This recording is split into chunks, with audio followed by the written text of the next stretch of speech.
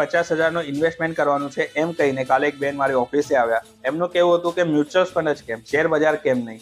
Share બજારમાં બી તો return સારું મળી શકે છે, પણ શેર બજારમાં તમારે પોર્ટફોલિયો જે છે એ જાતે મેનેજ કરવું પડે છે. તમારે કયા શેર્સ લેવા છે, ક્યારે એન્ટ્રી લેવી છે, ક્યારે એક્ઝિટ લેવી છે, એ તમને એક આઈડિયા હોવો જોઈએ.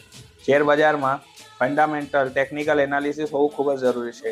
સામે મ્યુચ્યુઅલ ફંડમાં તમારો જે પોર્ટફોલિયો હોય છે એ મેનેજ થાય છે કંપનીના ક્વોલિફાઈડ ફંડ મેનેજર દ્વારા. તમારા જે પૈસા હોય છે એ દરેક સેક્ટર્સના એક બેસ્ટ કંપનીઝમાં શેર્સમાં ઇન્વેસ્ટમેન્ટ થાય છે. જેવું કે 100 રૂપિયાનું રોકાણ થાય તો 100 રૂપિયા ફક્ત એક કંપનીમાં ઇન્વેસ્ટમેન્ટ નહીં થતા, તો ભારતની દરેક સેક્ટર્સના એક સારામાં સારી બેસ્ટ કંપની ઇન્વેસ્ટમેન્ટ થાય છે, જેથી કરીને તમને 12% લઈને 18% સુધીનું બી રિટર્ન્સ એવરેજ મળી શકે છે.